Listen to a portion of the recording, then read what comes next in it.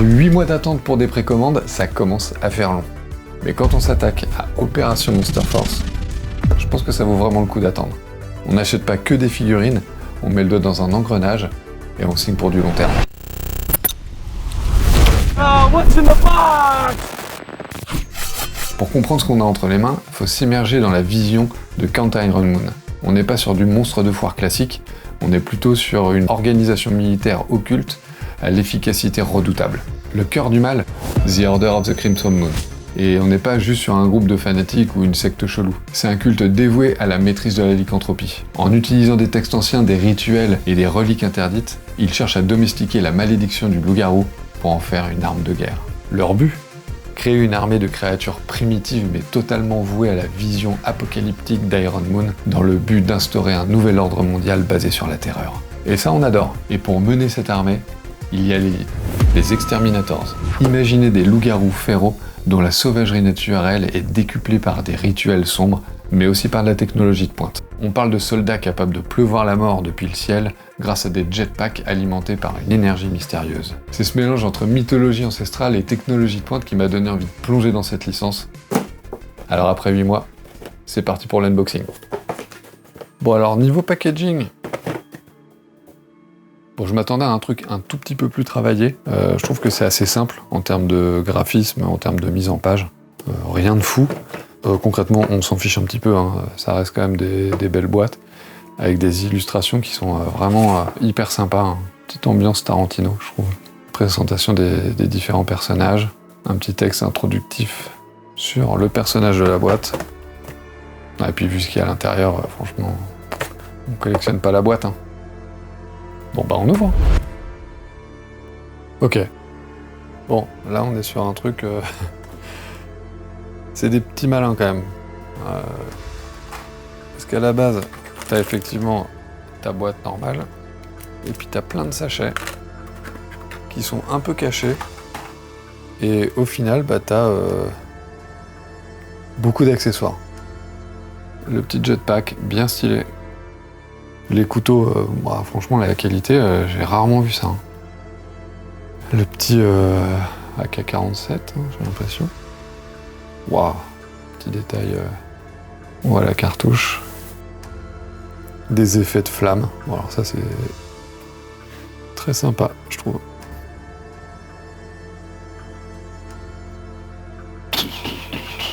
La deuxième tête, magnifique. Bah la plaque, je la trouve super jolie, quoi. En mat, comme ça. La figurine est vraiment magnifique. Un loup-garou bien énervé.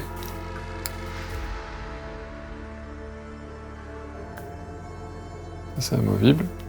Tac. Donc on peut remplacer par ça.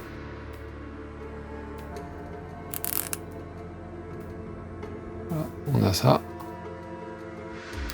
On a ça.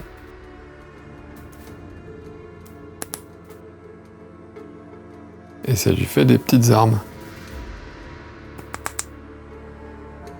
Oh là là, c'est vraiment foufou. Et ensuite on le place là. C'est quand même très travaillé. Hein. Il y a une recherche, je trouve, au niveau accessoire qui est assez bluffante. Au niveau articulation, c'est un peu souple. J'ai l'impression que c'est pas le même système que les G.I. Joe. Il n'y a pas les petits crans. Sauf sur les jambes. Ok, franchement magnifique. Puis les mains, hein, je vais pas vous faire le topo, mais... main de loup-garou, main gantée. Alors les mains gantées, je les trouve un tout petit peu trop petites.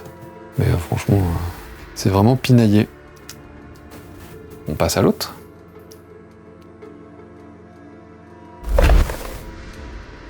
Bah voilà, hein. Le deuxième. Franchement, il tabasse. Donc on est pareil un petit peu sur quelques surprises, hein, parce que quand on regarde la boîte, on voit que quelques accessoires. Et pour le coup, j'ai eu une très bonne surprise. Parce que je m'étais pas spoilé avant. On est sur un truc avec une petite armature métallique à l'intérieur. Eh bien, commençons. Bah des mains, hein. Encore 6 mains. 4 gantés. 4 non gantés, avec vraiment des expressions des mouvements, des gestes qui sont vraiment très fins et très travaillés. Un petit grimoire, magnifique. Donc version ouverte, le Necronomicon. Clatu verata nectu. La version fermée. Magnifique de détails aussi. Hein. La dague, magnifique dague. On est sur une dague sataniste. Le socle, toujours très cool. Hein. The Order of the Crimson Moon. Et les fameuses cagoules. Une rouge et noire, une noire et rouge et une rouge. Bien entendu, ça fait penser à Cobra. Hein. C'est ça qui m'a fait craquer. Elles sont très très sympas. Le détail des plis du tissu. Le regard. Et la figurine en costard.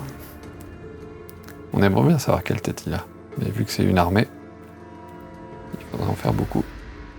Rien à dire hein, sur la figurine, pareil, hein, des points d'articulation un peu partout. Bonne souplesse dans les mouvements, et puis la figurine qui se tient, quoi.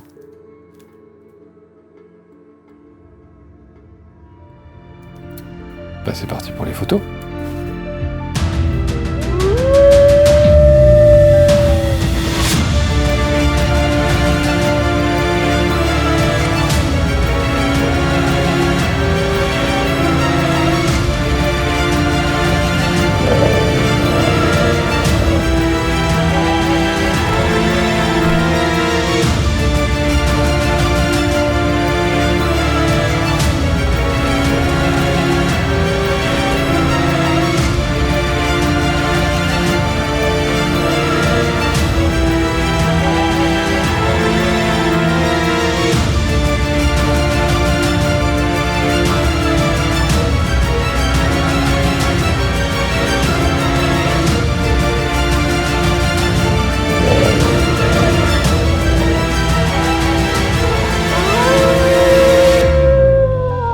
Alors le bilan, est-ce qu'on oublie facilement le délai?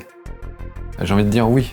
Le pari est réussi. Franchement, les figurines sont magnifiques, les détails sont magnifiques, l'histoire est magnifique et ça présage vraiment du bon pour la suite. J'espère que ça va continuer, qu'il va y avoir des nouvelles figurines et des nouveaux personnages qui vont arriver. Pourquoi pas une BD un peu plus poussée, ça serait vraiment top.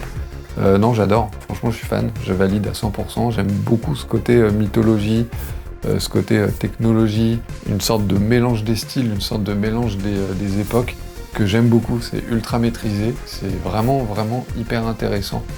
Donc je pense qu'il y a ce clash générationnel, il se retrouve vraiment dans chaque figurine. Et n'hésite pas à commenter, liker et partager, c'est hyper important pour le référencement, tu le sais, je le sais, on le sait, tout le monde le sait. On se revoit bientôt pour une prochaine vidéo.